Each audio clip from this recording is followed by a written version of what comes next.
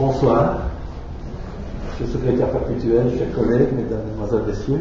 C'est un plaisir pour moi ce soir de vous retrouver ici au sein de l'Académie pour présenter les deux conférenciers du jour, issus de l'Université de Liège, d'une part de la faculté de médecine, M. Michel Frédéric, qui est donc pharmacien, docteur en sciences pharmaceutiques, agrégé de l'enseignement supérieur, qui s'est spécialisé dans l'étude des substances naturelles et principalement des substances à activité antipalmique, mais pas seulement, c'est l'essentiel de ses travaux, disons. Puis par ailleurs, qui donc maintenant enseigne la pharmacognosie à l'Université de Liège.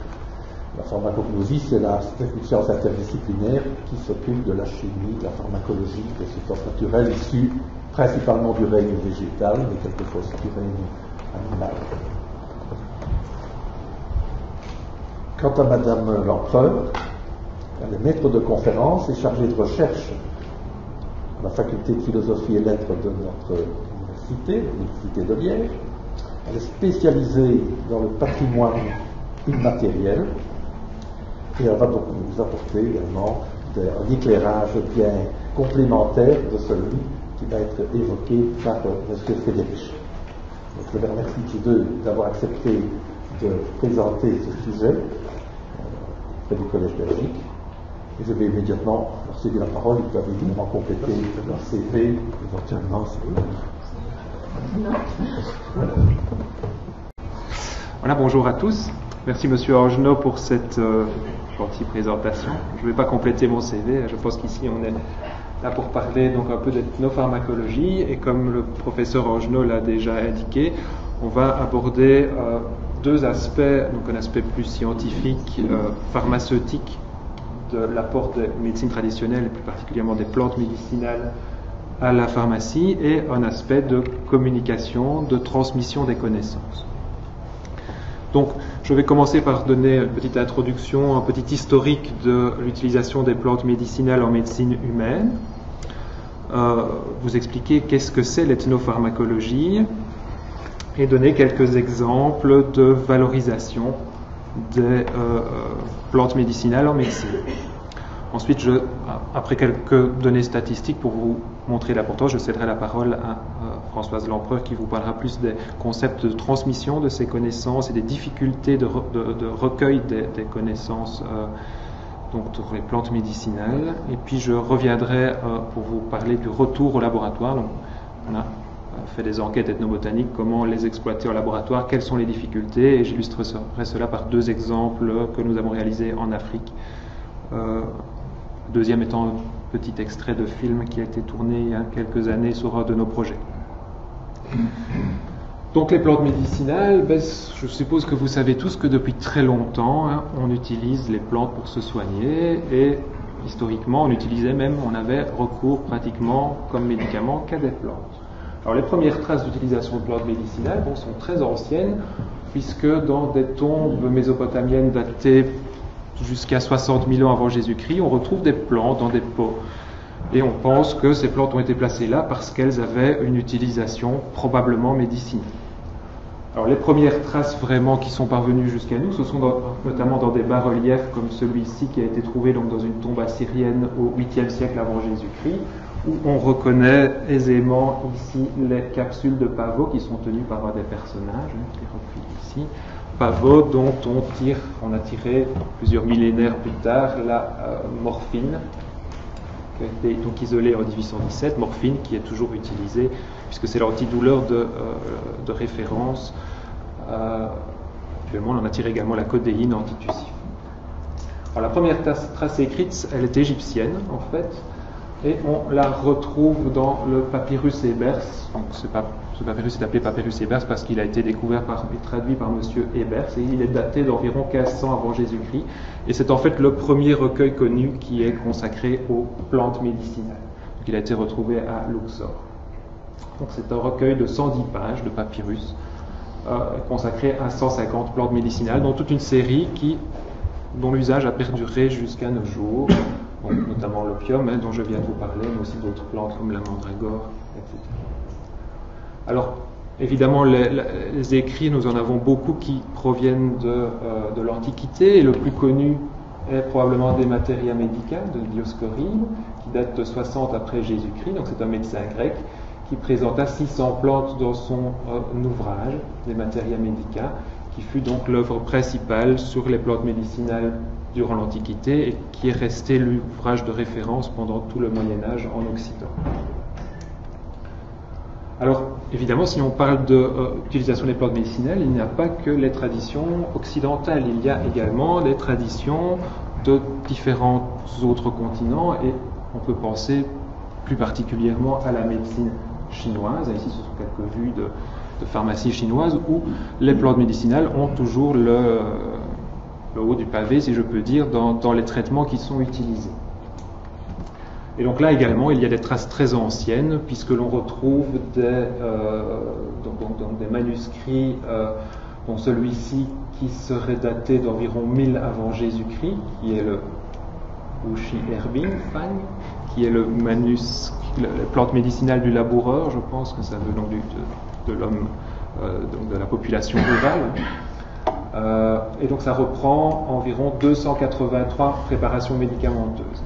Alors en fait, ce document qui a été retrouvé et qui est daté de 1067 serait une recopie d'un plus ancien manuscrit qui a disparu et qui lui daterait d'environ 3000 avant Jésus-Christ.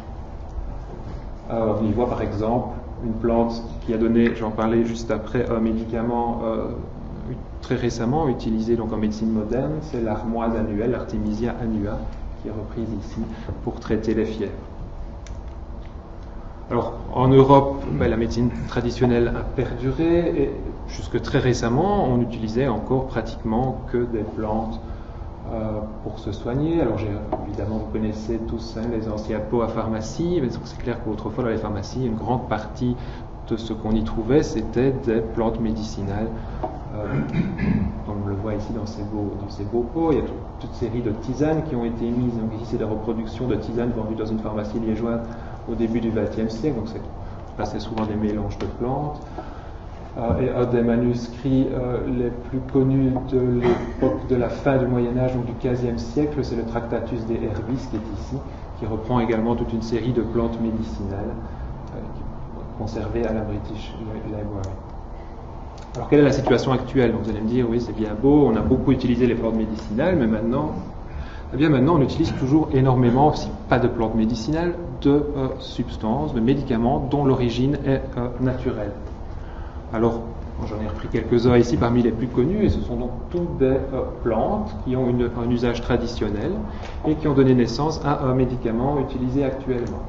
Alors, on peut citer la belladone, dont on a tiré l'atropine qui a donné naissance à toute une série de médicaments, donc ce qu'on appelle des anticholinergiques, qu'on utilise dans les urgences cardiaques, dans l'asthme, ou celui que j'ai illustré ici, le bien connu Buscopan, qu'on utilise pour traiter les crampes intestinales. Le deuxième exemple, c'est la digitale, une plante bien commune dans nos forêts, qui est en fleurs pendant l'été, qui porte le nom de digitale parce qu'elle a des petites fleurs qui ressemblent un peu à un doigt de gant, dont on a tiré les cardiotoniques, la digoxine étant le plus connu donc, pour les personnes qui ont de l'insuffisance cardiaque. Alors, très connu également, c'est bien entendu le saule. Le saule dont on a tiré l'acide salicylique, et on a mis au point un dérivé très simple en fait de l'acide salicylique qui est l'aspirine, qui est évidemment pendant des années, et toujours utilisé maintenant, l'antidouleur et le fébrifuge de référence. Et on utilise maintenant toujours beaucoup l'aspirine comme anti-agrégant plaquettaire. Alors, un peu moins connu, c'est une plante chinoise que je vous ai montré sur le manuscrit tout à l'heure, c'est l'armoise annuelle. Et on en a tiré l'artémisinine dans les années 1970, on en a fait un antimalarique, et c'est actuellement le seul antimalarique pour lequel il n'y a pas de résistance du parasite. Donc c'est le dernier à avoir été mis sur le marché, et c'est le plus efficace actuellement. Un peu plus ancien, c'est toujours dans les antimalariques, le quinquina dont on a tiré la quinine, et qui est également toujours utilisé.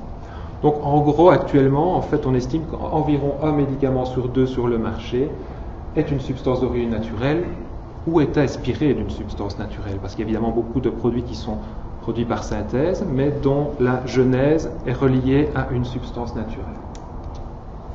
Alors on peut citer notamment cette source, qui est une publication du Journal of Natural Products qui a repris donc là c'est vraiment ce qui est récent, donc c'est les médicaments mis sur le marché les 30 dernières années et qui les a classés en fonction de leurs origines.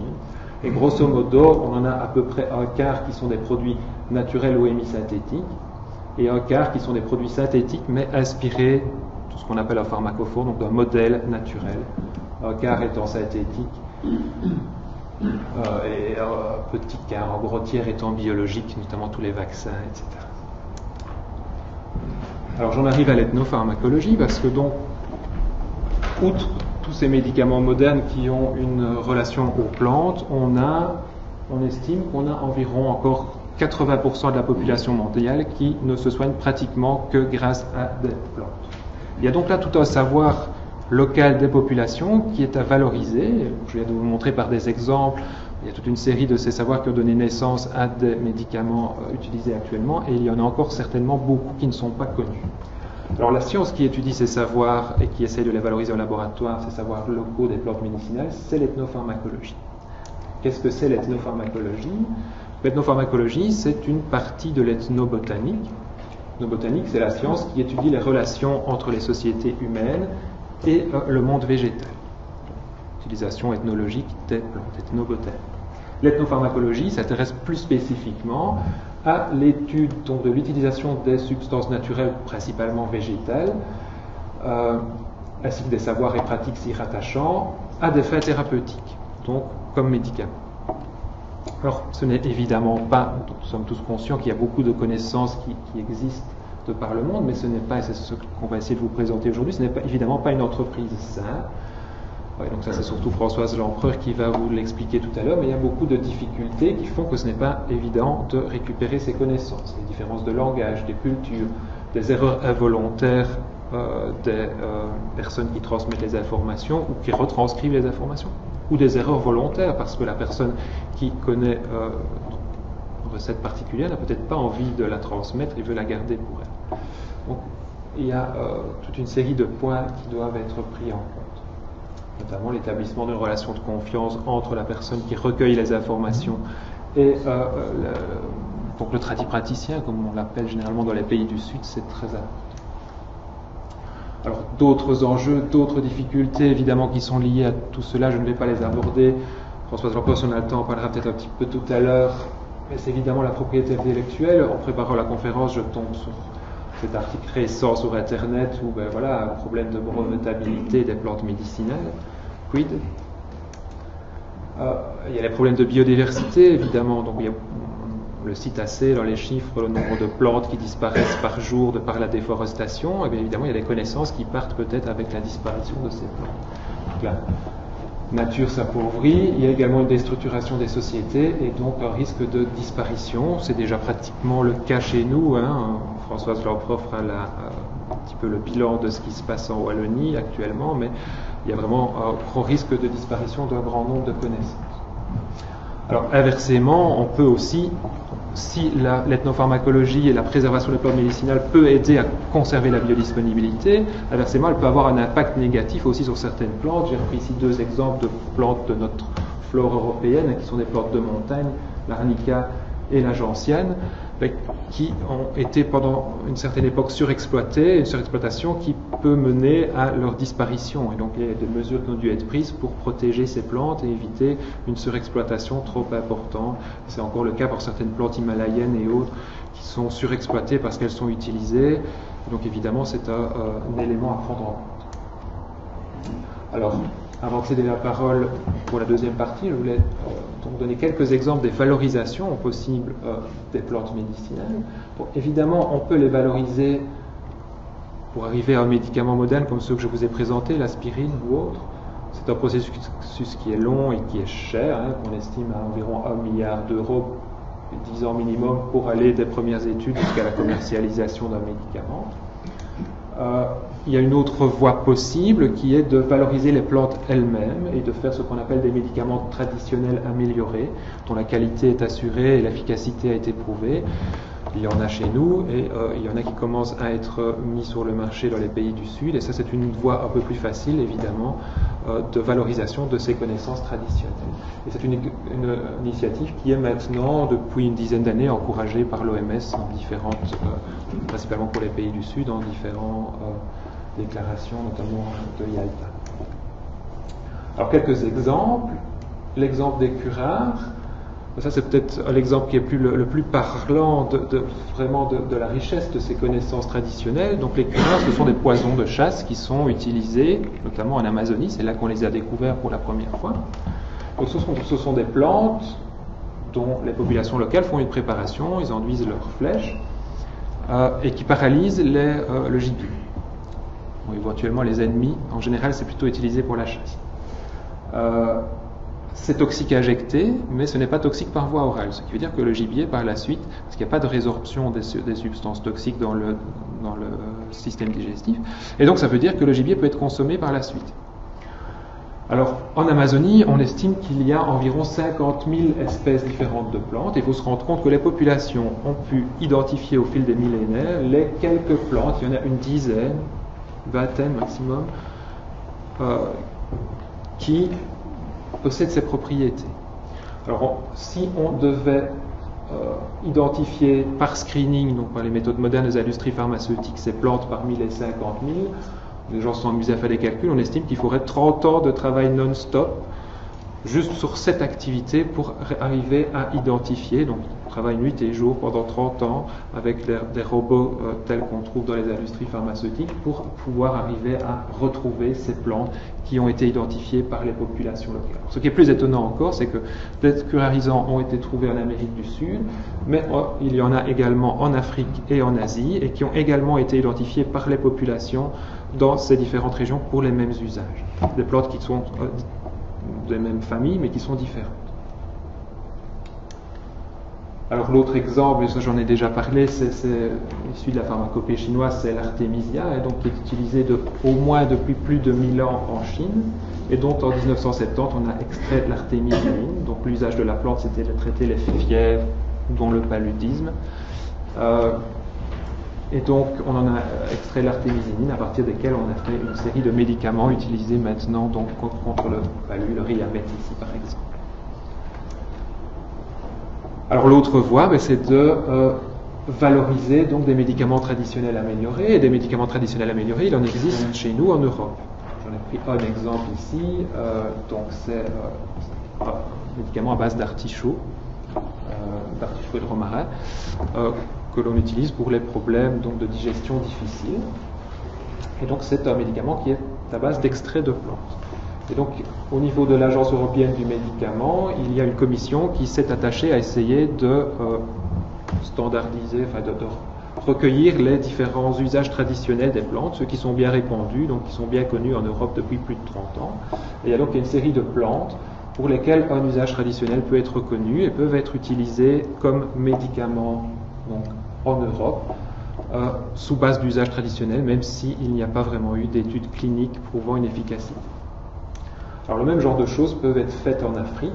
Il y a quelques exemples qui arrivent. Ici j'ai un exemple sur la malaria, donc c'est l'Argemone mexicana, c'est une plante pantropicale, donc on trouve un petit peu partout sous les tropiques. Elle était plutôt originaire des régions de Mexique, mais elle a été répandue un peu partout sous les tropiques, il y a de très nombreuses années. Et au Mali, donc elle a été utilisée notamment par ce tradit praticien qui a accepté de collaborer avec les universités locales et une université du Royaume-Uni pour essayer d'étudier donc, ce qui se passait. Et donc, une étude clinique a été réalisée sur 300 patients avec une tisane de cette plante. Étude clinique qui a montré l'efficacité, donc 89% de succès clinique, ce qui est similaire. Donc, c'était une étude versus ACT, donc les dérivés de l'artémisinine que je vous ai montré juste avant, et une efficacité comparable. Et donc on en a fait un médicament traditionnel amélioré. Alors il n'est pas encore amélioré sous tous les aspects parce qu'au niveau notamment standardisation des principes actifs, il y aura encore du travail à faire. Mais au moins il est préparé selon des bonnes pratiques de laboratoire, des méthodes standardisées et une posologie standardisée a été mise au point en relation évidemment avec l'étude clinique. Donc ça c'est le genre de choses qui peuvent être faites. Un autre exemple, ici c'est au Congo, je l'ai mis parce qu'il a été développé hors Belgique, notamment à Anvers, par mes collègues d'Anvers. Donc c'est une plante également donc, du RDC, hein, donc l'ancien Congo belge, utilisée contre la malaria. Et donc là, ils sont un peu partis dans le chemin inverse. Donc l'autre plante, ils sont partis d'abord des essais cliniques, il reste un peu des essais de qualité à faire. Ici, ils sont d'abord partis de l'identification de principes actifs, d'essais donc in vitro, et donc de standardisation d'un extrait quantifié, donc dont la quantité de principes actifs est bien connue, a été mis au point. Et puis ils sont allés vers les essais cliniques qui ont également prouvé une efficacité. Là, le médicament n'est pas encore sur le marché, mais va probablement l'être sous peu là-bas au Congo. Alors il y a quelques études scientifiques qui montrent qu'effectivement, si on recherche des substances naturelles bioactives, eh bien on a beaucoup plus de résultats positifs si l'on s'intéresse à des plantes utilisées traditionnellement. Notamment le NCI, donc l'Institut anticancéreux américain, National Cancer Institute des États-Unis, a beaucoup étudié les extraits de plantes. Et donc il y a notamment eu un très grand screening qui a été réalisé entre 1960 et 1981, où ils se sont intéressés à plus de 100 000 extraits provenant de 35 000 plantes pour rechercher donc des activités anticancéreuses. La sélection des plantes s'est faite totalement au hasard, mais à l'issue donc de la campagne, ils sont revenus sur leurs données et ils se sont dit, mais tiens, si on regardait un petit peu parmi ces 35 000 plantes, lesquelles ont un usage traditionnel, regardons un petit peu, comparons les plantes qui ont un usage traditionnel et celles qui ne l'ont pas, et ils se sont rendus compte que, a posteriori, si l'on regarde des plantes qui ont une toxicité ou un usage pharmacologique traditionnel connu, on a 50% d'extraits actifs en plus par rapport à une sélection aléatoire. Alors, en est issu de ce programme au final un seul produit commercialisé, le Taxol, qui lui justement n'avait pas d'usage traditionnel, enfin, ça provient de l'IF. Hein. Mais bon, donc, sur l'ensemble des positifs, en tout cas, il semble qu'il y a plus de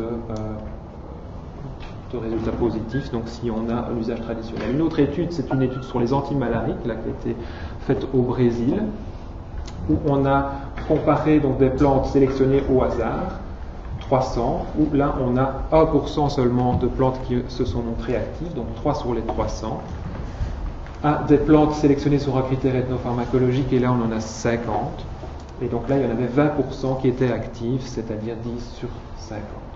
C'est cette publication. Et il y a une autre étude de Farnsworth et Farmican qui montre, donc là c'est un retour a posteriori, ils se sont intéressés aux médicaments qui sont commercialisés, et ils montrent que sur 122 substances d'origine végétale qui sont utilisées comme médicaments, d'origine végétale, pas obligatoirement telle quelle, 80% se retrouvent dans des plantes qui ont une utilisation traditionnelle, identique ou similaire à celle du médicament qui a été commercialisé. Voilà, donc je vais maintenant céder la parole à Françoise. Donc voilà, Monsieur Angelot, qui a eu la gentillesse de nous présenter, vous a dit que je dépendais de la faculté de philo et lettres. Donc vous vous demandez ce que je fais ici à l'Académie de médecine, moi aussi. Je ne suis pas une scientifique au sens de sciences exactes, je suis vraiment issue des sciences humaines et, comme on l'a dit, j'enseigne le patrimoine culturel immatériel à l'Université de Liège, essentiellement à des étudiants de communication, d'histoire de l'art, qui tournent autour de l'art, du patrimoine, bien entendu. Mais il se fait que dans le patrimoine culturel immatériel, il y a évidemment un chapitre très important qui est ce qu'on appelle la médecine populaire, la médecine traditionnelle, c'est-à-dire, au fond, comment les gens se soignent traditionnellement. Et là, c'est quelque chose qui m'intéresse évidemment très très fort. Et je me suis intéressée à ça depuis de longues années, puisqu'au départ, je donnais des cours d'art et tradition populaire de Wallonie, et puis j'ai évolué. Et donc, j'ai eu l'occasion de faire pas mal d'enquêtes sur le terrain. Et ce que d'ailleurs, je ne suis pas la seule à dire, c'est que la situation a terriblement changé depuis le temps, je vais dire, de nos grands-parents et la situation actuelle. La situation a changé par rapport à l'approche que les gens ont de la médecine conventionnelle, on va dire ça. Jusqu'au début du XXe siècle, jusqu'à pratiquement la guerre de 14-18 qui a été une grande coupure dans notre culture, puisqu'on est passé d'une approche plutôt rurale, rurale ou ouvrière, mais en tout cas de gens illettrés, majorité illettrée, etc., à une approche beaucoup plus scolaire, disons, de la culture. Et puis avec des changements de population, des gens d'ici qui sont partis, des soldats qui sont venus ici apporter d'autres traditions, etc. Donc jusqu'à la guerre 14-18, on pouvait dire que les gens se soignaient essentiellement dans le milieu familial. Donc c'était ce qu'on appelle les remèdes de bonne femme, c'est-à-dire les remèdes ça vient d'ailleurs de femme qui veut dire la réputation, c'est fama en latin. Donc les remèdes de tradition orale, si vous voulez, que l'on se transmettait au sein de la famille, que l'on se transmettait de génération en génération. Si ces remèdes ne fonctionnaient pas, et ils étaient très souvent, vous allez le voir, à base de plantes, si ces remèdes ne fonctionnaient pas, on avait recours à un guérisseur local. Et je vous assure qu'il y a encore pas mal de guérisseurs locaux, en tout cas en Wallonie. À Bruxelles, je ne connais pas la situation, mais nous avons fait une étude entre 1997 et 2002 et nous avons pu déterminer que 80% des gens qui avaient recours à un guérisseur ne dépassaient pas 5 km de chez eux pour trouver un guérisseur, y compris en ville. Donc il y a des guérisseurs qui habitent, peut-être pas Place Saint-Lambert, mais qui habitent Liège en tout cas. Donc on avait recours aux guérisseurs, ou à la religion ou à la magie. Vous connaissez tous les pèlerinages, les saints qu'on allait prier dans les églises avec les séries d'ex-voto qui se trouvent encore actuellement. Je parle à l'imparfait, mais il y a encore des gens évidemment qui ont recours à la religion. La magie peut-être un peu moins encore qu'il y en a. Et enfin, si vraiment ça n'allait pas, on allait chez le médecin. Et le médecin qui était cher, qui était rare, parce que dans les campagnes évidemment il n'y a pas de médecin dans tous les villages, le médecin c'était vraiment le dernier recours. Aujourd'hui, qu'est-ce qu'on fait? On va d'abord chez le médecin, chez le pharmacien, parfois d'ailleurs avant d'aller chez le médecin, aller voir s'il n'y a pas quelque chose un médicament qui peut aider. Et puis, quand on a le diagnostic, on va chez le médecin, on essaye un traitement. Et en cas d'échec, alors, on va chez le guérisseur où on essaye d'avoir des remèdes magico-religieux. Il y en a encore. Il ne faut pas croire que tout ça a disparu. Alors, je vous l'ai dit, entre 1997 et 2002, avec mes étudiants d'université, j'ai initié avec le musée en Piconrue à Bastogne une grande enquête, une enquête orale, et nous avons finalement interrogé 410, j'ai appelé ça des patients de guérisseurs, parce que je ne savais pas comment il fallait les appeler. Je ne veux pas péjorativement les traiter, enfin considérer que ces personnes sont des naïfs, des crédules, etc., puisque certains ont des résultats tout à fait efficaces. La plupart d'ailleurs nous disaient que c'était efficace pour eux. Effet placebo, tout ce que vous voulez, mais bon, moi je n'ai pas de jugement à porter. Simplement, nous disons, ce sont des gens qui sont allés chez des guérisseurs. Les témoins de notre enquête, donc les 410, étaient tous âgés de 18 à 90 ans. Donc nous n'avons pas pris les enfants, nous avons pris uniquement des gens qui parlaient d'eux-mêmes, donc pas de gens qui parlaient de leurs parents ou de leurs enfants. Les témoignages étaient tous valables pour la période 1950-2000. Nous avons refusé tout ce qui était antérieur. Et parmi eux, il y avait 843 témoignages qui mentionnaient des remèdes de nature végétale, donc à base de plantes. Donc c'est vous dire si la plante est importante, y compris chez les guérisseurs qui ont des remèdes empiriques. Alors que, nature animale, par exemple, c'est beaucoup moins, je n'ai pas les chiffres en tête, mais c'est même pas le 10e en nature animale. Alors j'ai voulu, comme je m'intéressais, disons, à la chose, que j'avais fait la connaissance des professeurs Angenot et Frédéric, j'ai voulu initier une nouvelle enquête auprès de mes étudiants de l'année académique dernière. Et là, nous avons travaillé plus scientifiquement d'une part, c'est-à-dire que nous avons essayé de recueillir un maximum de données, ce qui n'était pas le cas, je vais vous parler des résultats tout de suite. Mais nous avons travaillé sur un échantillon beaucoup plus réduit, puisque d'abord je n'avais pas autant d'étudiants que sur 5 ans, et puis nous voulions focaliser vraiment sur la plante médicinale et essayer de trouver, si possible, des usages vraiment complets. Alors, tout d'abord, peut-être un tableau rapide des principales applications qui ont été trouvées. De loin, ce sont les affections de la peau, en tout cas en 97-2002, ce sont les affections de la peau, et j'ai mis tout ce qui était donc visible par rapport à la peau. Je sais bien que scientifiquement en médecine ce n'est pas les mêmes origines, etc. Mais les furoncles, par exemple, il y avait 20 remèdes à base de plantes, donc pour les furoncles. Les verrues, il y en avait 43 si je me souviens bien, qui n'étaient pas tous à base de plantes, parce qu'il y a beaucoup de magico-religieux dans les verrues. Par exemple, le fait de prendre une pomme de terre, la couper, frotter sur la verrue, puis alors vous devez la lancer derrière vous, et c'est quand la pomme de terre est moisie, il ne faut pas la regarder en plus, et quand la pomme de terre est moisie, ça veut dire que votre verrue s'en va. Enfin, ça c'est des croyances. Donc, est-ce qu'on peut considérer que c'est un remède végétal? Bon, ben, ça c'est très discutable. Enfin bref, les brûlures aussi. Alors, deuxième, donc il arrive les infections et tout ce qui est fièvre, parce que les gens n'identifient pas des infections, ça on en reparlera tout à l'heure.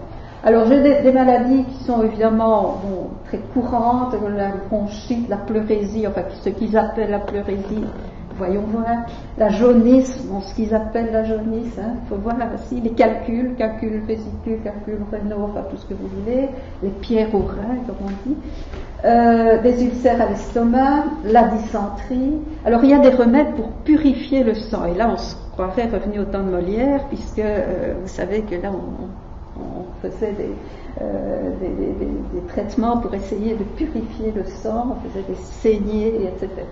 Bon, ben, ici, il y a des gens qui ont encore des plantes pour purifier le sang. Il y a évidemment tout ce qui est sciatique, rhumatisme articulaire, etc. Donc, alors, ce qui est intéressant, c'est de voir que dans les indications, on a maintenant, mais on n'avait pas ça il y a 50 ans, bien entendu, des indications qui sont nettement de type médical et qui prouvent ce que j'ai dit tout à l'heure, c'est qu'on va d'abord chez le médecin, parce que pour savoir qu'on a du cholestérol, comme on dit, ou qu'on a une hypertension, c'est pas dans les milieux populaires qu'on le découvre. Il faut être passé par un médecin, par quelqu'un, par un diagnostic qui est fait de l'extérieur, évidemment, pour le savoir. Et là, vous avez, même j'ai un remède pour la prostatite, un remède pour le diabète. Bon, il est clair que les gens ne savaient pas qu'ils avaient le diabète autrefois. Ils l'avaient, mais ils ne savaient pas. S'ils n'étaient pas allés, évidemment, chez un médecin ou quelqu'un de compétent. Alors, je vous donne un certain nombre d'exemples de ce qu'on a trouvé. J'ai recopié tel quel les interviews donc, des personnes. C'était souvent des enquêtes orales. C'était des enquêtes orales, mais qu'on a retranscrites, bien sûr. Donc, pour la bronchite à Hawaï, on fait chauffer du vin rouge bordelais, il précise, avec une poignée de lamé blanc, laisser cuire à petit bouillon pendant 5 minutes, une poignée, vous voyez tout de suite, laisser cuire à petit bouillon pendant 5 minutes, fermer le récipient et laisser refroidir, boire 3 verres à gouttes par jour. Et c'est le type de posologie qu'on a, c'est-à-dire jamais précise, évidemment. En plus, le lamier blanc, ici c'est bien précisé que c'est du lamier blanc, mais souvent ils vous disent c'est de l'ortie. De l'ortie, ça peut être de la grande ortie, urtica, ou du lamium, donc de ce qu'on appelle la petite ortie.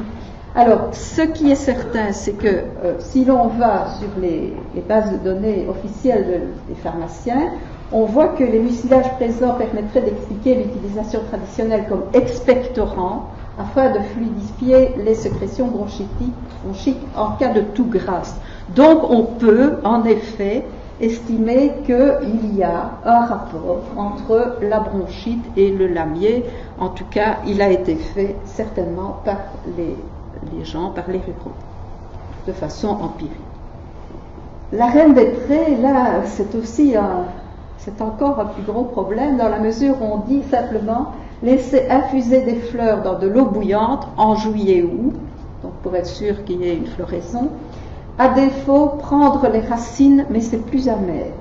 boire la tisane, elle fait tomber les fortes fièvres. On ne vous dit pas à quel rythme, on ne vous dit pas combien, on ne vous dit pas combien il faut mettre de fleurs, combien il faut mettre d'eau, combien il faut laisser bouillir, etc.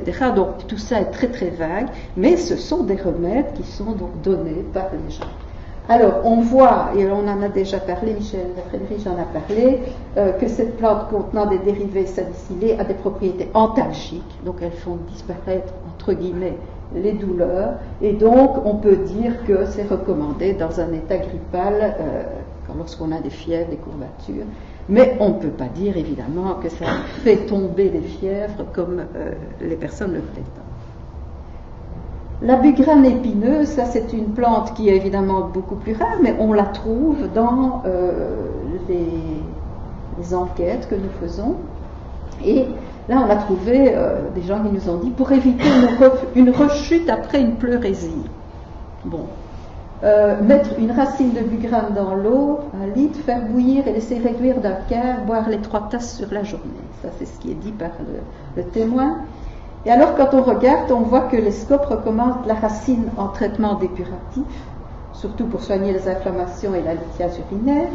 Pour verser, là, on vous donne une posologie tout à fait correcte, enfin, en tout cas, qui est reconnue, disons, verser 150 ml d'eau bouillante pour 1 cuillerée à café de racines écrasées, laisser infuser 20 à 30 minutes et boire 2 à 4 tasses par jour. Donc, on peut dire que la première est l'équivalent populaire de ceci. Mais, bon, voilà. L'aristoloche, alors là, c'est le dernier exemple que je vais prendre, et on vous dit simplement que pour la ménopause, ou contre, je ne sais pas comment il disait, mais pour la ménopause, il faut prendre les douleurs de la ménopause, je suppose, ou le mal-être de la ménopause, il faut faire une tisane avec 15 grammes de racines d'aristoloche, coupé en petits morceaux pour 1 litre d'eau, ajouter du miel et boire 3-4 tasses par jour. Le miel, c'est évidemment pour le goût. Ce n'est pas, enfin, ils ne le considèrent pas ici, en tout cas, ils ne nous ont pas dit qu'il y avait une propriété particulière. Alors, on voit que c'est une plante héménagogue qui possède de l'acide aristolochique au niveau de ses parties souterraines. Une exposition à cet acide peut entraîner l'apparition d'une insuffisance rénale chronique terminale, et il y a eu, Michel Frédéric me l'a confirmé, des problèmes, justement en Belgique, chez des femmes qui prenaient des capsules pour maigrir contenant des herbes chinoises, donc contaminées donc avec cette plante. Donc, il est évidemment très dangereux de faire ce type de remède lorsqu'on n'a pas une prescription exacte, une posologie exacte, et qu'on ne sait pas quelle partie de la racine, combien, etc., à prendre. Donc, vous voyez que les remèdes populaires... oui, alors j'ai fait une liste rapide de plantes utilisées. Il y en a encore d'autres, bien entendu, mais ceux-ci sont parmi celles qui sont les plus fréquentes, qu'on trouve le plus fréquentes. La bardane, le gui, le myrtillier, l'oseille sauvage, ou qu'on appelle patience aussi. Il y a des noms vernaculaires, il y a des noms wallons notamment, mais je ne les ai pas repris parce que il y a des dictionnaires, d'ailleurs, Boxus, etc., on peut les reprendre. Le plantain, la pensée sauvage, le plantain, le souci, fort utilisé, mais souvent alors dans les jardins, c'est-à-dire cultivé. Là, hein. Et ce qu'ils appellent le trèfle des marais. Qu'est-ce que c'est que le trèfle des marais? Le trèfle d'eau existe. Est-ce que c'est le trèfle des marais? On n'en sait trop rien. Et alors toutes les plantes, vraiment du potager, comme l'ail, le chou, l'oignon, le poireau, qui ont d'ailleurs parfois des vertus vraiment reconnues par les pharmaciens. En gros, on peut dire donc que les résultats des enquêtes sont assez décevants. Pour l'enquête de 1997-2002, donc qui était une vaste enquête réalisée sur quand même un nombre important de témoins, on peut dire qu'on manque de précision dans la posologie, que les témoins n'ont peut-être pas été assez poussés dans leur dernier tranchement en expliquant comment ils faisaient. Ça, c'est possible que les enquêteurs ont été mauvais, mais en tout cas, c'est pas suffisant. L'identification des plantes est aussi très problématique, puisqu'on vous parle de trèfle des marais et on ne sait pas, enfin je suppose qu'il y a parmi vous des tas de spécialistes des plantes. Trèfle des marais, on peut demander tout à l'heure, ils pensent tous que c'est le trèfle d'eau, mais c'est pas sûr. Donc l'ortie, je vous ai expliqué qu'il y a deux types, enfin de ce qu'on appelle ortie. Il y en a une qui est véritablement une ortie, mais le lamier on l'appelle ortie aussi. Identification problématique des indications. On vous dit que c'est pour faire tomber la fièvre, pour la pleurésie, pour éviter une rechute de pleurésie. Bon, ben voilà. Alors, les effets secondaires ne sont évidemment jamais pris en charge. Et donc ça, médicalement, c'est très problématique. Donc, on peut dire qu'en gros, les données scientifiques ne sont pas scientifiquement exploitables.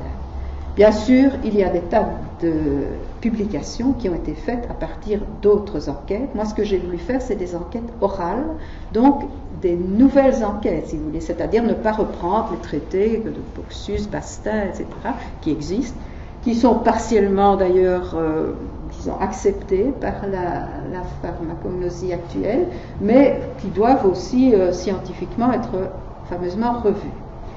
Pour l'enquête de 2012-2013, on a vraiment travaillé ce manque de précision. On s'est rendu compte du manque de précision, donc on l'a vraiment travaillé. On a accepté que les gens qui avaient vraiment, qui étaient témoins d'une façon d'utiliser les plantes et d'une réelle connaissance des plantes. Et là, on s'est aperçu qu'il y avait une perte énorme de connaissances en 10 ans. Donc, par rapport à ce qui était, il était difficile de trouver des témoins et il était surtout très difficile de trouver des gens qui avaient une véritable connaissance des plantes, c'est-à-dire que la génération qui possédait ce savoir-faire a disparu ou est en train de disparaître. Il n'y a pas ou peu de transmission, et on va parler tout à l'heure de la transmission. La cueillette n'existe pratiquement plus et les gens qui ont recours aux plantes, ils vont chez l'herboriste. Ils vont dans des herboristeries officielles qui existent. Il y a eu d'ailleurs un mémoire qui a été fait sur les clients, entre guillemets, des herboristeries, qui sont souvent des gens de type, je vais dire, écologique, enfin attachés à l'environnement, etc., qui ne veulent pas prendre de substances chimiques, et qui sont... Mais c'est une attitude consumériste, donc il y a, on achète un remède. On n'est plus dans la transmission d'un remède qui est transmis de génération en génération par la mère, la grand-mère, etc. Alors, des pistes à creuser, eh bien, dans les quelques enquêtes actuelles que nous avons trouvées, il y en a peut-être une que je vous soumets, qui est en fait un remède de type vétérinaire. C'est l'utilisation des feuilles de noyer contre la gale d'été. La gale d'été, c'est ce que les vétérinaires appellent la DER, la dermatite estivale récidivante des chevaux. Alors, c'est dans le pays de Herf que nous avons trouvé ça. Qu'est-ce que c'est que cette gale d'été? C'est une réaction allergique donc, du cheval à la salive de moucheron, qui s'appelle des culicoïdes, qui pique le cheval à la base de la queue ou à la base de la crinière surtout. Et en général, enfin en tout cas, on ne connaît aucun remède officiel, sauf des lotions, mais qui ont un effet très très rapide et au bout de quelques temps, il faut en remettre. Il y a des insecticides, mais évidemment avec les dangers que l'on sait. Ou alors on met une couverture tout simplement sur le cheval et c'est ce qu'on fait le plus fréquemment. Par contre, le remède que je vais vous dire ici a été observé par un vétérinaire. C'est un vétérinaire de campagne qui travaille depuis il a plus d'une cinquantaine d'années, il travaille depuis plus de 30 ans avec des agriculteurs qui ont des chevaux et avec des manèges maintenant, mais surtout au départ avec des agriculteurs. Et il a un remède qu'il a reçu de différents agriculteurs, parce que ça se dit dans la région. Il faut faire macérer durant 1 mois au minimum 3 poignées de feuilles de noyer cueillies sur l'arbre. Oui, cueillies sur l'arbre, c'est important, parce qu'il ne s'agit pas de feuilles ramassées à la chute des feuilles. On est là en été. De toute façon, la maladie, la dermatite n'est là qu'au mois de juillet-août. Donc, il faut aller cueillir des feuilles de noyer, il faut les mettre pendant 1 mois au minimum dans un seau d'eau, et il faut badigeonner le cheval sur la crinière, la ligne du dos à la base de la queue, 1 fois par jour avec le jus qui a été recueilli. Alors, ce qui est intéressant, c'est de voir que le vétérinaire accrédite complètement ce remède et nous dit, moi, je le dis à mes mes clients, à ceux qui ont des chevaux, ils le font et ça marche. Et il dit, je n'ai vraiment, ce ne sont pas des essais cliniques au sens où on l'entend en pharmacie professionnelle, mais moi je peux vous assurer que c'est efficace. Donc c'est peut-être une piste à creuser pour des gens qui voudraient étudier ce problème. Je ne sais pas s'il y a des vétérinaires parmi vous, mais enfin, voilà. Alors, je vais rapidement, je ne sais pas ce qu'il me reste comme temps. Oui. Je vais rapidement vous parler de la collecte et de la transmission, surtout des données. En fait, on peut dire que les deux tentatives que j'ai faites, elles ne sont pas très efficaces, elles ne sont pas réellement parlantes. On peut se poser la question du pourquoi. On l'a déjà évoqué tout à l'heure, il y a évidemment la volonté de ne pas livrer les secrets. Les guérisseurs, en tout cas, clairement, ne souhaitent pas, souvent, ils ne souhaitent pas livrer leurs secrets. Ça, c'est une chose. Il y a la peur du ridicule, parce que lorsqu'on a un étudiant universitaire ou un chercheur universitaire face à soi, et que l'on fait des remèdes où l'on met simplement des plantes à tremper dans l'eau et des choses comme ça, on peut se dire on est un peu ridicule, on a peur de les livrer aussi. Il y a parfois quand même un doute sur l'efficacité et le bien fondé de la démarche, c'est-à-dire que de plus en plus, quand même, la médecine et la pharmacie officielle ont une emprise sur la population et ils se rendent compte que peut-être là il y a un problème. Il y a la maladresse des enquêteurs, j'en ai déjà parlé, et il y a peut-être une méthodologie inappropriée. Et là, je vais y revenir parce que c'est évidemment important, non pas ici dans nos régions, parce que je ne pense pas qu'on pourra encore trouver beaucoup de choses dans nos régions, il faut être clair, mais à partir du moment où des chercheurs vont travailler en Afrique ou dans des pays où on a un besoin réel de remèdes, c'est le cas pour la malaria, et où il est important peut-être d'entrer en contact avec les praticiens, mais de ne pas les heurter. Alors, il y a une dimension éthique dans les problèmes de transmission et de collecte, fatalement, une dimension épistémologique, et alors, si j'ai le temps, je vous parlerai de la propriété intellectuelle. On peut dire qu'avant 1960, il y avait une réelle marginalisation des savoirs traditionnels dans le monde.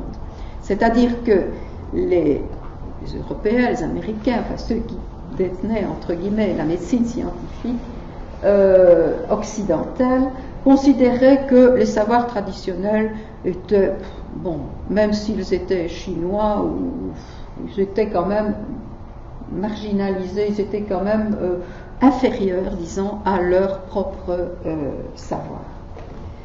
À partir des années 60, on voit un changement dans les mentalités. Et ça, c'est dû à une idéalisation des communautés traditionnelles qui vivent, dit-on, en harmonie avec la nature. C'est bon, les hippies, enfin, tout ce que vous voulez. On est en train de se dire, mais finalement, nous créons beaucoup de dégâts. On commence à prendre conscience qu'on cause des dégâts environnementaux avec notre société technologique. Et on se dit, au fond, peut-être qu'en allant vers des peuples primitifs, comme on a dit pendant tout un moment, je déteste ce mot évidemment, mais en tout cas qui ont eux un rapport plus immédiat avec la nature, on va peut-être trouver des choses.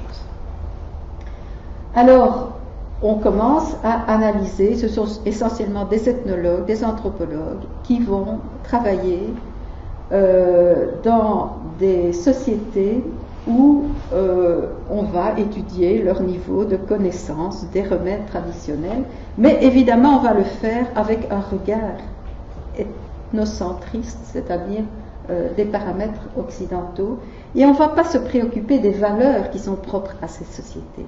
Or, on va le voir, c'est le principal problème de la transmission.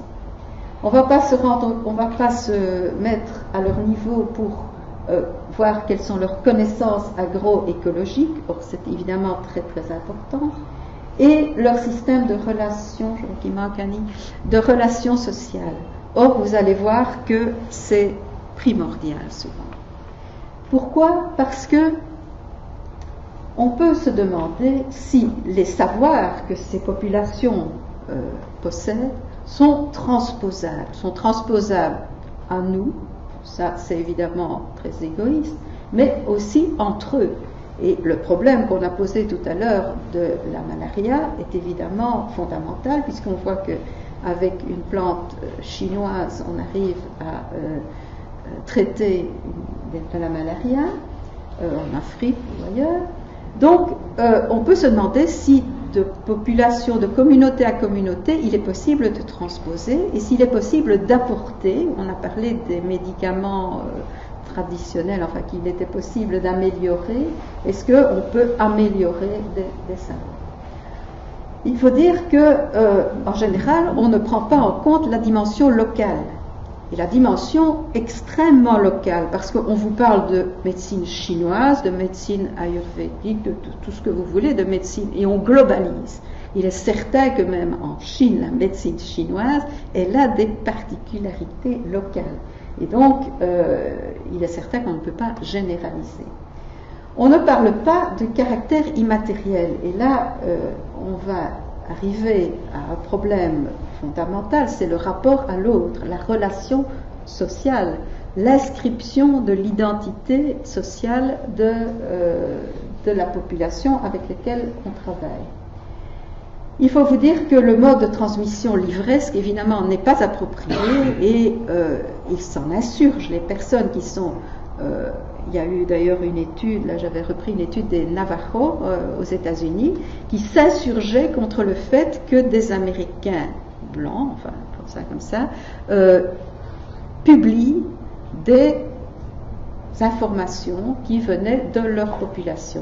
Pourquoi? Parce que ça, c'est de l'identité culturelle pour eux et ce n'est pas possible de les mettre dans un livre. C'est de l'oral ou du gestuel, mais ce n'est pas, c'est du immatériel, ce n'est pas livresque.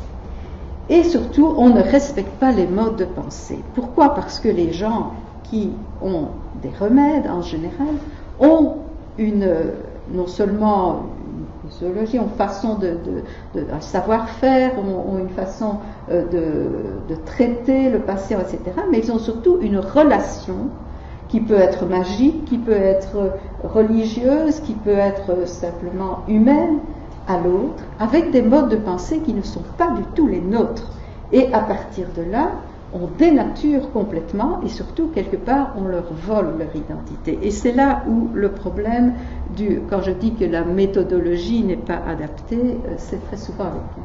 Chez les Navajos, la maladie a deux sources. Il y a une source extérieure, c'est un virus, une micro-pollution, et une source intérieure, c'est une perte d'un équilibre psychique ou social. Et là, si on n'a pas en soi, lorsqu'on examine la médecine Navajo, lorsqu'on n'a pas en soi cette idée que la maladie a deux sources, évidemment, on passe à côté de toute une série de choses et on dénature leur propre remède. Ils disent qu'il n'y a pas de guérison sans remise en ordre et embellissement des relations malade-communauté et malade-environnement, ce que, évidemment, un extérieur ne peut pas faire. Alors, un autre exemple chez les aborigènes d'Australie, en fait, la notion de symptôme n'existe pas. Lorsqu'on a un mal de tête, et on s'est aperçu que c'était le cas chez nous autrefois, un mal de tête ou un mal de n'importe quoi, le mal est en lui-même une entité. Vous vous souvenez qu'on disait que la carie dentaire, c'était un ver qui était à l'intérieur de la dent. Donc c'était un animal, là. Parfois c'est un animal, parfois c'est... peu importe. C'est en tout cas une entité extérieure. Il n'y a pas de symptôme. Chez nous, un mal de tête, il y a un mal, mais il y a un symptôme. Là, il n'y a pas de valeur de symptôme. Et donc on va utiliser la plante pour faire disparaître le mal en lui-même. C'est par exemple la fièvre, puisque la fièvre est considérée comme un mal, et non pas l'infection ou l'inflammation qui est... Et donc, si le patient, le témoin wallon vous dit que la reine des prés fait tomber la fièvre, c'est qu'il a cette même idée, cette même pensée que l'aborigène. C'est-à-dire que, en fait, la reine des prés va être, en effet, peut-être un antidouleur, mais ne va pas évidemment agir sur la cause, sur l'inflammation, sur la cause de la fièvre. Donc là, il y a réellement une pensée qui est autre que la nôtre. De la même façon, les aborigènes feront des fumigations contre la toux, ce qui nous paraît assez curieux, mais c'est comme ça. Donc ils ne vont pas donner de remèdes oraux, ils ne vont pas vous faire des plantes qu'il faut ingérer. Ils vont faire des remèdes extérieurs. Pour le mal de tête, on va faire un onguent. Ce sont les femmes qui font ça, elles font un onguent à base de plantes qu'elles vont mettre sur le cuir chevelu. Donc, il y a chez eux, il y a des phénomènes de transfert, etc., mais je ne vais pas entrer là-dedans. Il y a en tout cas cette notion qu'il n'y a pas de différence entre le mal et le symptôme du mal. En fait, quand je dis qu'il y a des problèmes épistémologiques, donc méthodologiques si vous voulez, c'est que nous enregistrons des savoirs indigènes, on les enregistre, on les archive, on les codifie, et très souvent on les recentralise, on les met dans des bases de données, mais c'est une démarche qui contredit la réalité sociale de ces remèdes, puisque pour eux, il y a infiniment plus que dans le remède empirique en question, il y a tout ce qui est immatériel derrière. Et en fait, pour répondre aux demandes des communautés locales, il faudrait tenir compte de la nature variable des savoirs transmis. Alors, j'ai étudié la transmission du patrimoine immatériel et je pense j'ai surtout étudié dans le cas de musique par exemple, la transmission de chansons, des choses comme ça, ou de récits, de contes, légendes, etc. Mais c'est également vrai pour les remèdes. Je pense qu'il y a des facteurs de variabilité dont il faut tenir compte. D'une part, il y a les processus mémoriels, c'est-à-dire qu'on un récit, par exemple, un griot qui va vous réciter une épopée traditionnelle dans l'ouest de l'Afrique, ne va pas vous la répéter chaque fois de la même façon. Il y a une partie de création. Une chanson, c'est la même chose. Un artiste qui se produit, un grand violoniste qui se produit au conservatoire, qui fait un concerto pour violon, il ne va pas vous le jouer chaque fois de la même façon. Bien sûr, il respectera la partition, mais il y aura une partie de créativité en lui. Parce que le patrimoine immatériel s'exprime dans l'instant, et c'est encore plus vrai pour les remèdes, évidemment. Il y a une valorisation affective des contenus, c'est ce que j'expliquais tout à l'heure, puisque évidemment on prend sur soi le fait que la personne qui est en face de soi, qui est son malade, le guérisseur par exemple par rapport à son malade, ou la maman par rapport à son enfant, a une relation affective, et que cette relation sociale, cette relation affective est évidemment importante dans le phénomène de guérison, en tout cas il le considère comme tel. Il y a le problème des dispositions psychiques du porteur et des dispositions physiques. Si le porteur de patrimoine, si le guérisseur est fatigué, si le guérisseur est de mauvaise humeur, enfin peu importe, il y a donc tous des facteurs de variabilité dans le remède. Il y a évidemment l'importance du contexte social, ça je l'ai dit, des métissages, des modes de transmission. Il est certain qu'il n'y a plus actuellement aucune société qui ne soit métissée, particulièrement vrai chez nous, puisque nous avons des apports culturels d'un peu partout. Il y a donc chez nous, par exemple, actuellement, des remèdes africains ou des remèdes italiens, par exemple, qui arrivent fréquemment dans nos enquêtes. Et il y a bien sûr les circonstances d'exécution, puisque là, climatiques, enfin on peut en trouver des centaines. Alors, je vais terminer rapidement, si j'ai encore 5 minutes, en vous parlant de la propriété intellectuelle, qui normalement ne devrait pas s'appliquer au savoir traditionnel. Pourquoi ? Parce que la propriété intellectuelle, au départ, n'est destinée qu'aux créations de l'esprit, donc sur les inventions, les marques, les dessins, les modèles et les œuvres littéraires et artistiques. Et cette propriété intellectuelle confère des droits aux créateurs, elle empêche que d'autres l'utilisent à leur profit, ou si les autres l'utilisent, elle valorise cette utilisation. Donc en contrepartie, vous recevez une somme d'argent si vous avez une chanson qui passe à la radio.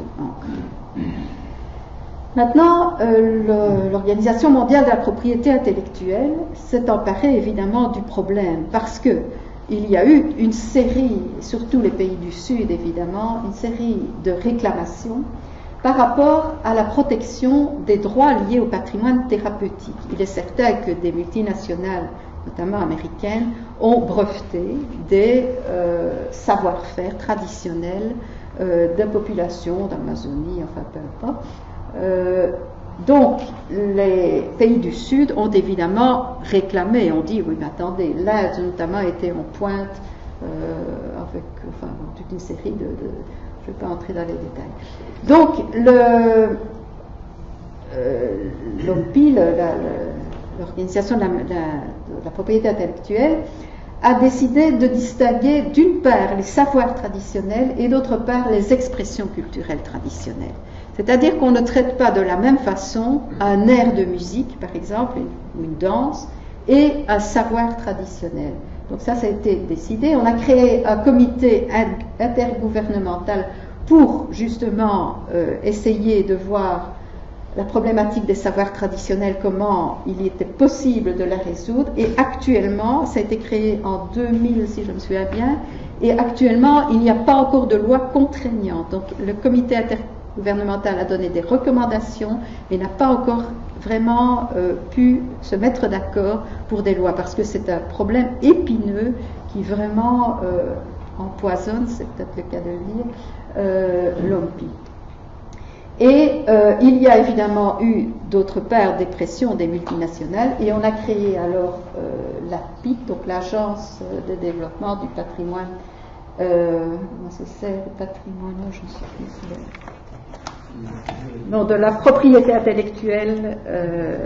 Donc, et on a essayé, donc c'était l'Uruguay Round au GATT qui a fait pression pour essayer justement qu'au niveau du commerce mondial, on ait la possibilité de breveter et de ne pas avoir de protection des populations.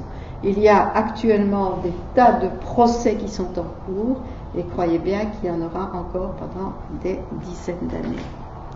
Alors, je pense qu'on va terminer avec ceci. C'est une fiche que Michel Frédéric a ramenée d'Afrique et qui est une publicité d'un guérisseur local. Et peut-être que Michel peut en parler un peu plus pour reprendre alors le chemin du laboratoire. Je ne vais pas faire de longs commentaires sur... Moi, j'avais retrouvé ça sur un marché au Burkina Faso. Je trouvais ça, parfois les représentations des maladies assez amusantes, donc c'est pas bien à lire. Ça va des maux de pied jusqu'au corps chaud, en passant par ceux qui pissent du sang, etc. Donc, bon, ça illustre bien la représentation des maladies et la difficulté d'utiliser ça par la suite en laboratoire. Et donc j'en arrive au retour en laboratoire, et donc on a déjà évoqué toute une série de difficultés liées au recueil des connaissances, mais il y a des difficultés qui sont liées aussi à l'exploitation des informations qui nous proviennent d'enquêtes ethnopharmacologiques dans le laboratoire. Et donc on se retrouve parfois avec des plantes traditionnellement utilisées, qui sont renseignées par des tas de témoins différents, mais qui n'ont pas d'activité dans le laboratoire. Alors, pourquoi ? Mais il peut y avoir en fait toute une série de raisons. Alors les premières, ce sont celles qui ont déjà été évoquées par Françoise et qui concernent la fiabilité des données donc, ethnopharmacologiques. Donc est-ce que déjà l'espèce a été citée par plusieurs personnes ? Est-ce qu'il n'y a pas eu là simplement une espèce qui n'a été citée qu'une fois et qui est en fait une erreur ? Est-ce que les usages, si elle a été citée plusieurs fois, étaient bien convergents ? Est-ce qu'on a bien la bonne partie de la plante utilisée ? Ça tombe sous le sens, mais parfois, on l'a vu tout à l'heure, on n'a pas suffisamment d'éléments, et donc utiliser la racine ou les feuilles, on n'a pas les mêmes constituants chimiques. Alors, un gros problème auquel nous sommes souvent confrontés, et donc généralement chaque fois qu'on a un doctorant du Sud, il y a au moins une de ces plantes pour lesquelles il y a un problème, c'est l'identification botanique. C'est-à-dire, est-ce que la plante est bien identifiée ? Et ça, c'est un très gros problème, parce que je suis convaincu qu'il y a une série d'études qui ont été publiées sur une plante qui est mal identifiée et qui explique que par la suite on ne sait pas la reproduire. On a déjà été confronté plusieurs fois, donc des chercheurs qui arrivent avec des plantes, quand on les fait réidentifier à maize, on n'a pas du tout la plante qui initialement était citée. Donc là évidemment, on n'a aucune exploitation possible. Alors il peut y avoir des éléments qui viennent de la préparation du remède, donc on en est toujours dans le recueil des informations ethnopharmacologiques. Donc bien souvent les plantes sont administrées fraîches, pas toujours, mais en Afrique elles sont souvent administrées fraîches. Nous, quand on les ramène au laboratoire, elles sont séchées préalablement. Ça peut aussi avoir un impact sur les constituants présents. On va donc nous les sécher, les pulvériser. Alors il peut y avoir une série de paramètres qui sont pris en question donc, dans la préparation. On peut ajouter du citron qui va acidifier, on peut ajouter de la chaux, des cendres par exemple qui vont un petit peu basifier la préparation et qui peuvent influer sur ce qu'on va retrouver finalement. Et donc nous en général au laboratoire, qu'est-ce qu'on dit? On se rapprocher de la tradition, on va faire un extrait à queue. Parfois on ne va pas avoir exactement ce que se retrouve dans la préparation traditionnelle. Alors il peut y avoir des problèmes au niveau du modèle pharmacologique également, parce que donc en laboratoire, on va utiliser un modèle bien souvent in vitro, parce qu'il faut minimiser l'usage d'animaux. Et alors si on prend l'exemple de la malaria, les tests qui sont réalisés plus fréquemment sont des tests in vitro sur la phase symptomatique de la maladie, c'est-à-dire la phase qui se déroule dans les globules rouges. Alors j'avais retrouvé une publication donc d'une plante amazonienne, Ompelosisyphus amazonicus, qui était donc une plante traditionnellement utilisée en Amazonie contre la malaria, qui a été testée parmi d'autres dans un screening donc de brésilienne, d'une étude brésilienne. Pas d'activité in vitro et même in vivo sur la souris. Donc les chercheurs auraient pu en rester là, se dire ben voilà, c'est une plante qu'on utilise mais qui n'a aucune action. Alors ils sont retournés vers leurs données de terrain et ils se sont rendus compte en réinterrogeant probablement les témoins, que en fait la plante était plutôt utilisée en prophylaxie, donc c'est-à-dire qu'on ne la donnait pas aux gens qui étaient déjà malades de la malaria, mais quand il y avait des épisodes d'endémie de la maladie, la population, les enfants principalement, en prenaient. Alors ils se sont dit, ça agit peut-être à un autre moment que le stade symptomatique, et donc ils ont étudié donc l'action sur les sporozoïdes, qui sont en fait le stade du parasite qui est inoculé par le moustique. Et vous savez que la malaria probablement est transmise par un moustique. Et donc le stade qui est transmis, c'est un sporozoïde qui lui n'est pas symptomatique. Et en fait la plante agit sur ce sporozoïde et l'empêche de se transformer dans le stade qui provoque donc la symptomatologie de la maladie et donc empêche la transmission de la maladie. Et donc là, en revenant sur les données, on voit qu'effectivement il y avait une action, mais qui n'avait pas pu être mise en évidence par le test primaire qui est généralement utilisé. Alors il y a tout le problématique qui est liée également à ce qu'on appelle des synergies, à savoir que dans beaucoup de plantes qui sont utilisées par ailleurs chez nous, il y a en fait des synergies entre plusieurs constituants. Et que donc en laboratoire, on va essayer de fractionner, donc de séparer les constituants pour essayer d'identifier le constituant responsable de l'activité. Mais parfois, il n'y a pas un seul constituant, il y en a plusieurs qui agissent concomitamment pour avoir une activité pharmacologique. Et donc, si on fait le travail habituel de laboratoire de fractionnement bioguidé, on arrive à finalement des fractions qui n'ont plus aucune activité. Et donc là, c'est aussi un paramètre qui doit être pris en compte. Alors, je vais terminer la leçon d'aujourd'hui par quelques exemples. 2 exemples de travaux que nous avons menés dans le laboratoire. Je ne vais pas rentrer dans les détails. Alors, pour les raisons qu'on a évoquées tout à l'heure, on travaille actuellement beaucoup sur la malaria, on travaille sur différentes pathologies, mais pour la malaria, on travaille essentiellement avec des collaborations africaines. D'une part parce que c'est une maladie des tropiques, et d'autre part parce que donc, il y a évidemment un savoir là-bas qui est peu exploité. Différents pays avec lesquels on travaille actuellement. Je vais vous parler du Burkina Faso et on terminera par un petit extrait de film qui a été tourné il y a quelques années au Rwanda. Donc, le premier exemple, ce sont donc une étude qui a été menée au Burkina Faso et donc le travail a commencé par une étude ethnopharmacologie qui a pour but donc de recenser les plantes utilisées dans le traitement traditionnel de la malaria au Burkina Faso. Et donc il y a 72 espèces qui ont été listées.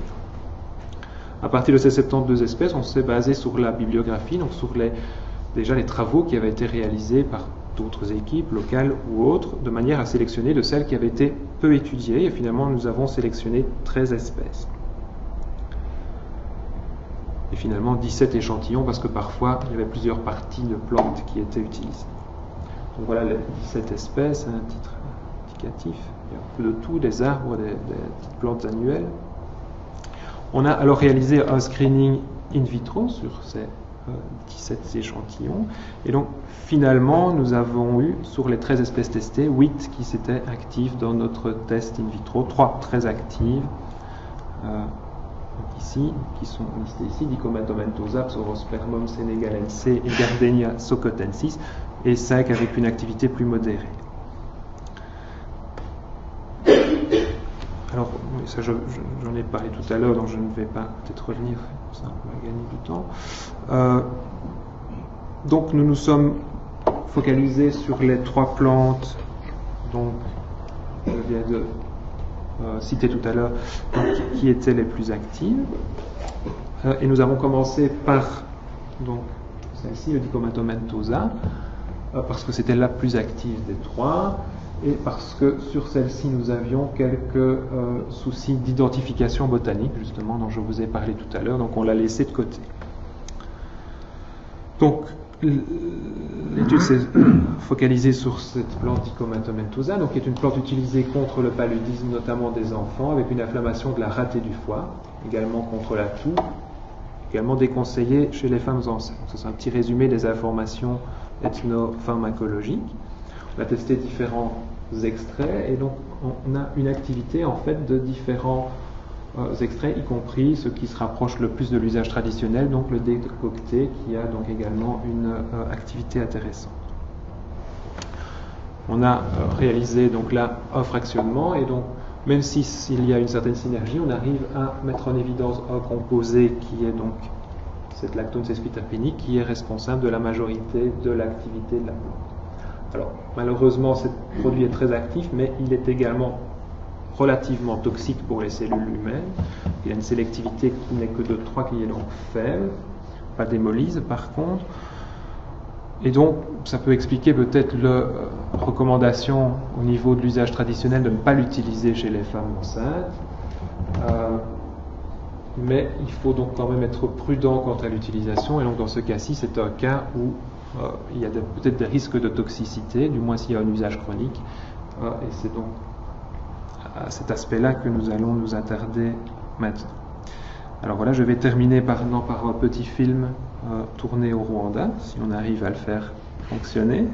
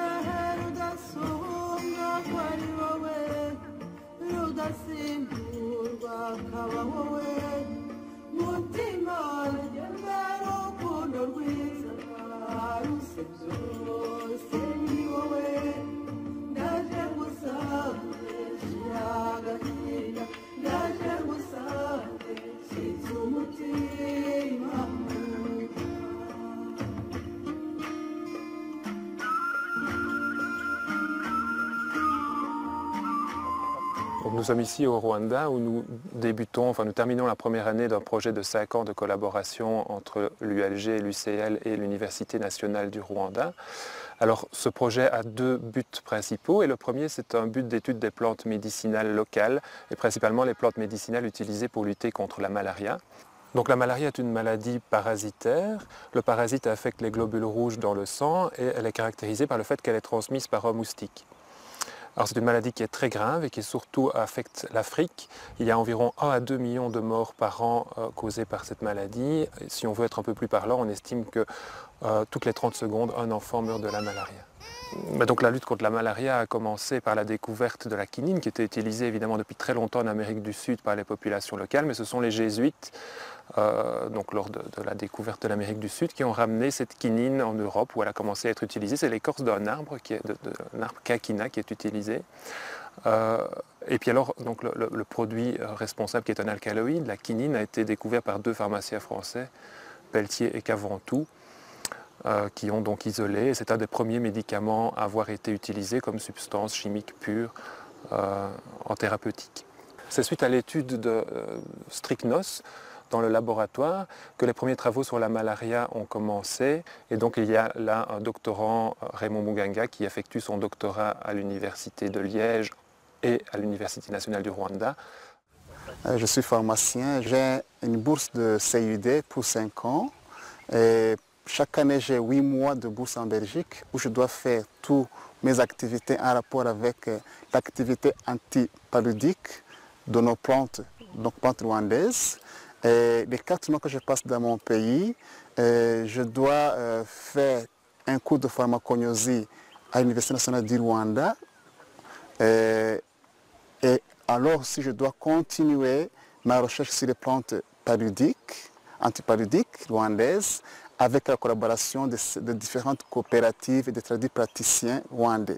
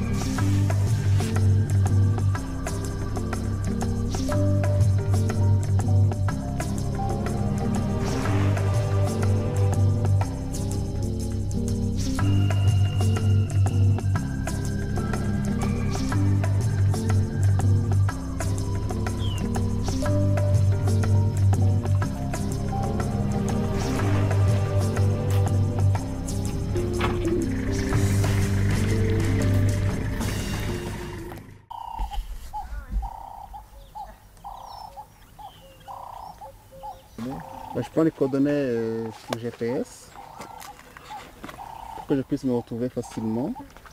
Et évidemment aussi je vais mettre sur une carte topographique et autres pour les informations concernant la plante et sa récolte. Je vais faire différentes récoltes dans différents aussi endroits. Je collecte plutôt disons, à 2 périodes de l'année. Maintenant c'est la saison sèche. Et j'ai déjà eu les récoltes au mois de novembre, c'était carrément la saison, donc, début de la saison de pluie. Alors cette récolte, c'est la première pour la saison sèche. J'ai couvert tout le pays pour les informations ethnobotaniques, mais pour la récolte, c'est des zones vraiment spécifiques. Et voilà, donc je peux commencer maintenant la récolte.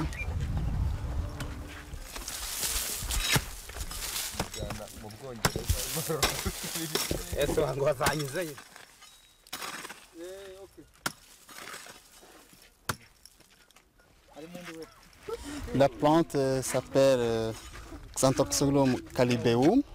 On l'appelle aussi Fagara calibea. Et nom vernaculaire c'est Inareyurungu en Kinyarwanda. Et en Kirundi, on appelle ça Igugu.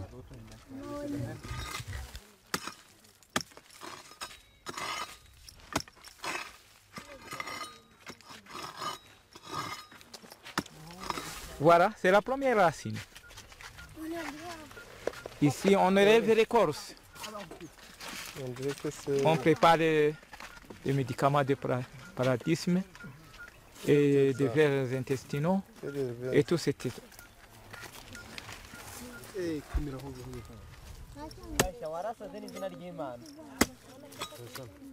Maintenant est dégagé. Ils utilisent toute la racine. Mais ce qu'ils font évidemment c'est d'abord enlever la couche périphérique pour nettoyer après évidemment et pour dégager la racine, donc l'écorce de racine. D'après les tradipraticiens, ils utilisent les écorces de tiges et de racines. Et d'après mes résultats, j'ai vu que c'est plutôt les écorces de racines qui sont plus actives. Je vais sécher ça, donc alors je vais l'échantillon amener pour l'analyse.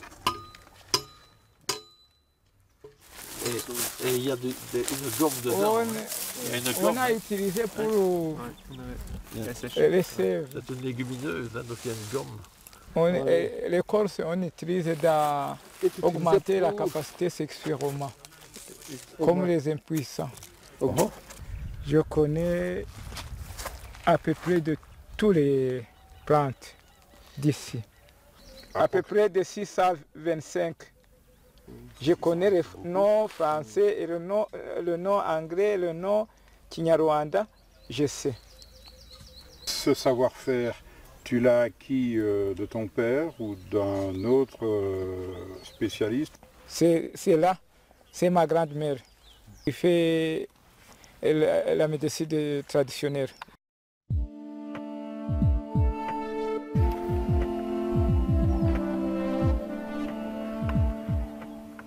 Le fagara est relativement rare au Rwanda, car il pousse exclusivement sur des sols arides, tels ceux du parc de la Kagera. Mais ici, cette plante atteint une taille respectable. Par contre, ici, c'était dans le parc, un endroit donc où peu de gens vraiment avaient accès, alors la plante a eu le temps de pousser.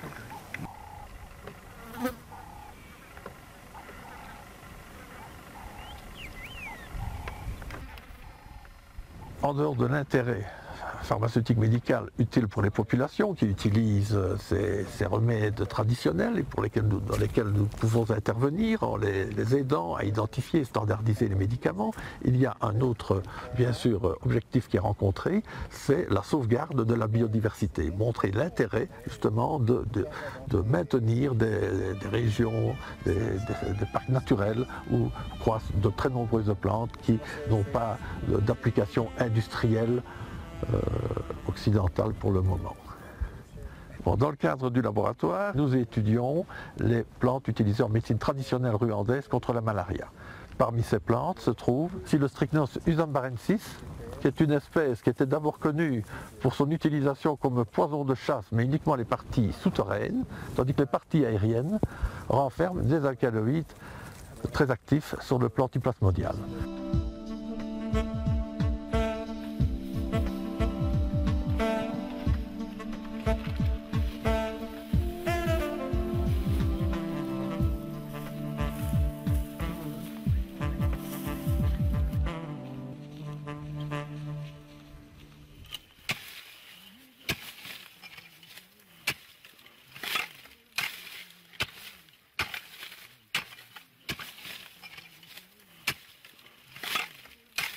C'est sous les recommandations des tradis praticiens que de nouvelles espèces végétales sont récoltées régulièrement pour être testées en laboratoire. En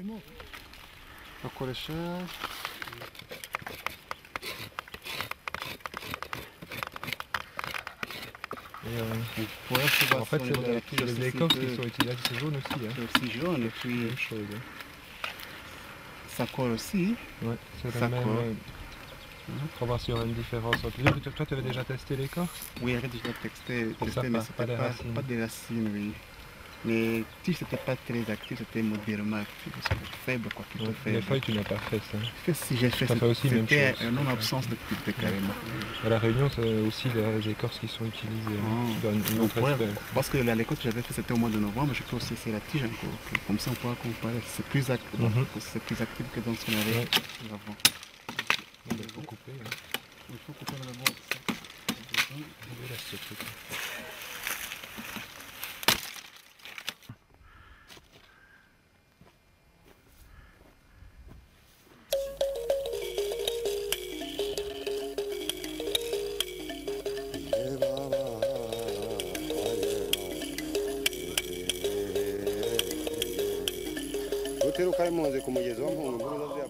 Au Rwanda, il y a des milliers de tradis praticiens et pour exercer leur art, ceux-ci se regroupent en associations.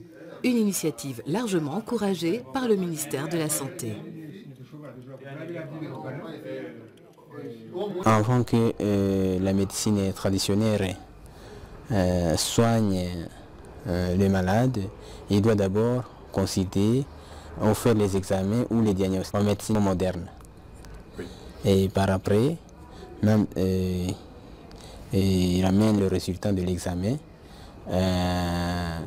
au traditionnel. Avant qu'il pratique cette médecine, il doit d'abord avoir une autorisation émanant du ministère de la Santé. Il doit les contrôler nous faisons les suivis, et puis même les donner des conseils.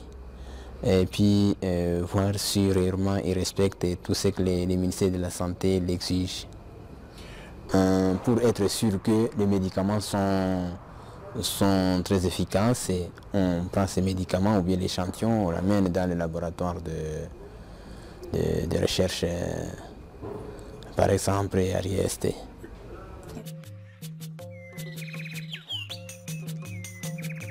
L'Institut de recherche scientifique et technologique, ou IRST, comporte plusieurs centres et départements, dont celui des phytomédicaments et médecine traditionnelle. Ce dernier développe des études botaniques et agronomiques sur la flore médicinale, tout en assurant la mise au point et le contrôle des médicaments réalisés à partir d'extraits végétaux.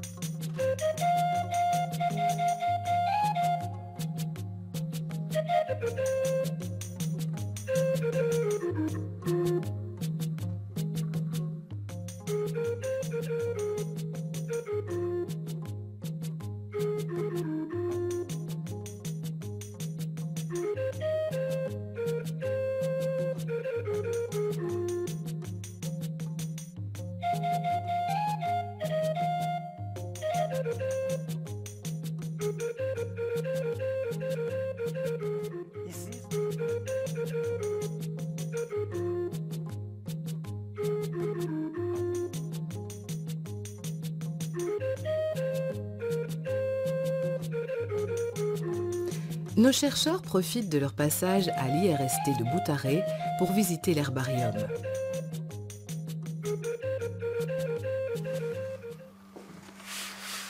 Nous sommes à l'herbarium national du Rwanda. Nous avons à peu près 15 000 espèces, plus ou moins. Date de à peu près 1932. Aujourd'hui, l'herbarium national essaye de collecter toute espèce et pour toute espèce qu'on peut trouver au Rwanda, quelle que soit plante médicinale, que ce soit plante à n'importe quelle fonction. Donc, que ce soit pour l'alimentaire, pour la construction, toutes ces plantes sont collectées et gardées les spécimens.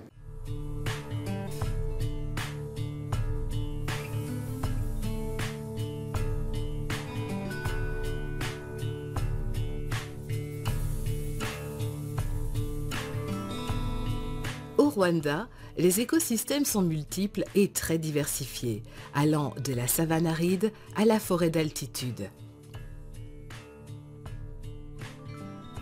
La forêt de Nyungwe est la plus grande forêt d'altitude en Afrique et elle se caractérise par une biodiversité étonnante tant au niveau de la faune que de la flore.